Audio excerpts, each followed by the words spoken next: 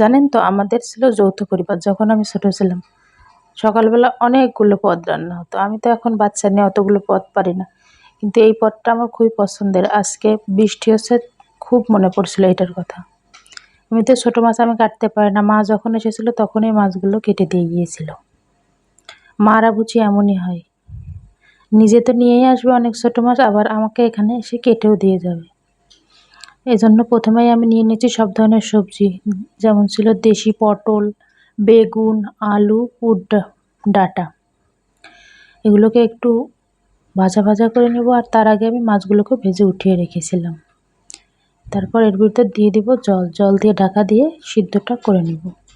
এরপর এর ভিতর দিয়ে দেবো আগে থেকে ভেজে রাখা মাছগুলো, আর দিয়ে দেবো সরিষা বাটা। তাহলেই তৈরি হয়ে গেল সুন্দর পুঁটি মাছ দিয়ে পুঁই ডাঁটার সরিষা বাটার চচ্চড়ি। আপনাদের এদিকে কী বলে অবশ্যই জানাবেন। আর সঙ্গে ছিল ডাল আর আলু সিদ্ধ।